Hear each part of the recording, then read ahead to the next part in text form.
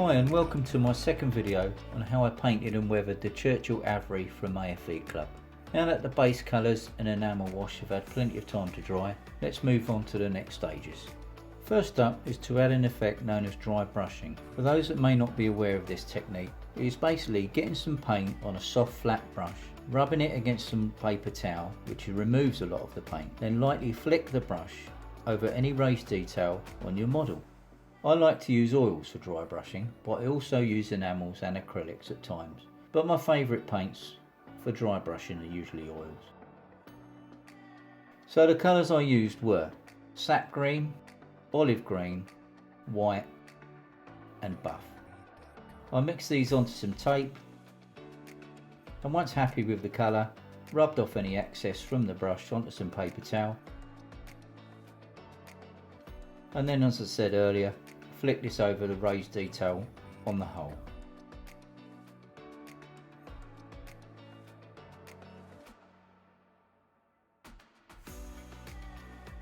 And finally the wheels.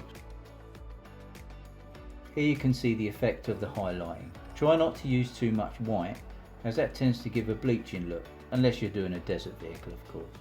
Next up I did the same to the turret, then the main gun, making sure to bring out the moulded on detail along the side of the barrel. I use this method quite heavily on the turret's rear stowage bin, just to give the appearance of a lot of use. Now you can see the turret and hull added together, and hopefully you can also see how effective dry brushing can be when not overdone. Now, using the buff oil that I used before and some enamel thinners, I now made a wash and just applied this over to the ammo box just to give it a bit of a dusty effect.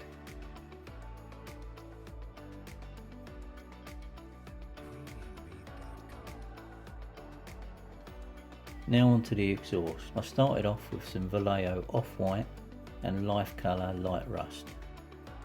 Mixing these together, I then layered these onto the exhaust.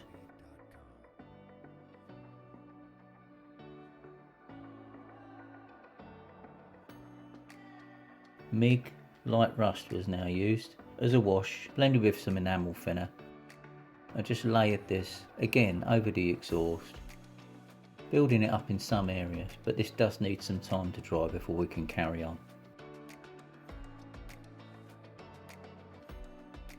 Vallejo khaki grey and Panzer Aces highlight Japan, I think this is Japanese uniform highlight, was now used to paint the stowage on the hull and on the side of the turret. The khaki grey being painted on the tarpaulin at the top of the turret,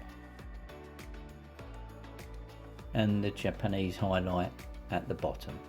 Mig streaking rust effects was now used on the exhaust after I'd let it dry for a good 5 to 6 hours.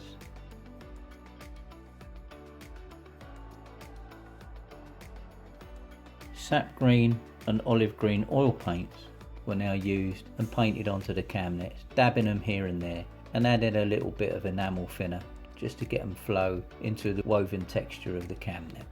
Now it was time to add the light scratches.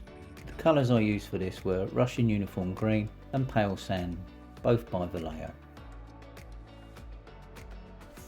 I mixed these together in various shades using tap water to thin it, and then with a finely pointed brush applied scratches all over the vehicle, where it might get damaged by stone chips, shell splinters, scraping against bushes, trees or buildings, or heavy use by the crew. Especially around the hatches, the rear access to the engine,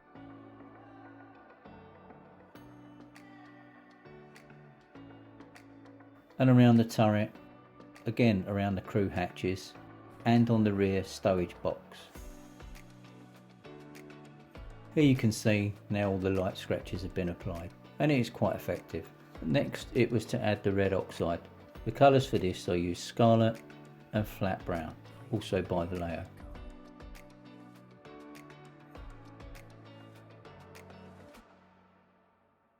I applied this to areas where you might not see dark steel underneath, but you might just see the primer paint. Again, only using it where I'd painted the light scratches.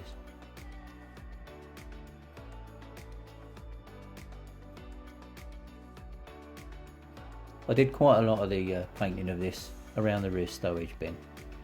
To finish off the chipping, I now applied dark chips, as if the paint had gone all the way down to the steel. The colours I used were burnt umber and German camouflage black brown, again by Vallejo. Some of this was heavily thinned with water, some wasn't, it was just mixed together. And again applied all over the vehicle. I did a lot of work on the rear deck to make it look like it had been really battered and used by the crew. To get a grounding dirt effect, I use oil paints. The first colour I used was Van Dyke Brown, Mig Oil Brusher Dark Brown. Mix these together or on their own and dot them in areas where you think the dirt may accumulate. Once you've dotted them into the areas, I take a flat brush and grind it in, stubbing it in, scraping it along, and basically just pushing it in quite hard, trying not to break anything off, and then feather out the area.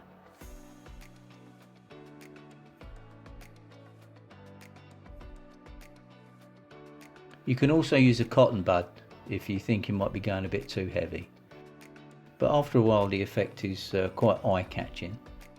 I did a lot of it around the stowage box, as you can see here, and using the cotton bud to remove some of it.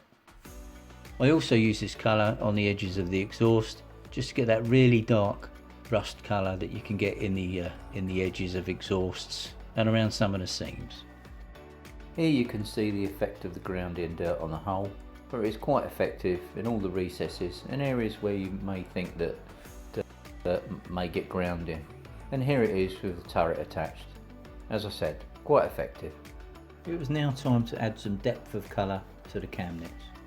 So to do this, I first applied a wash using some Mig Oil Brusher Dark Brown and olive green oil paint, thinned with some enamel thinner, and then applied this to the cam net on the hull and on the turret. Once this had dried, I then decided to paint the tracks. The colour I used was Vallejo's German Camouflage Black Brown. This was thinned with some water and just applied all over the tracks. Once this had dried, I then applied some Mig Track Wash, which is enamel based, so thinning this with even more enamel thinner, I applied this all over the tracks, along the sides, the front and the rear. This does take quite a while to dry. If you do overpaint the track, you can just clean it up with some clean thinner. Now it was time to add some more streaking runs from dirt. For this I used Mig Oil Brush Dark Brown and some Van Dyke Brown.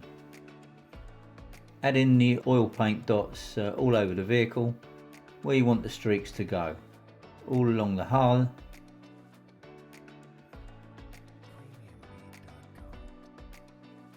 and the sides of the turret, not forgetting the turret's roof.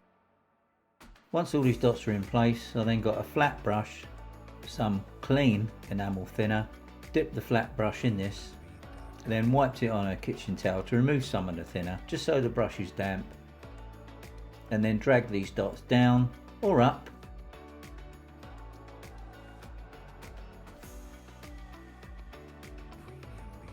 and then down on the turret as well. Here you can see the effect of the streaking runs along the hull and on the side and the roof of the turret. Thanks for watching the video. I'll be making the third one very soon. Please remember to like, comment and subscribe. It really is free. See you then.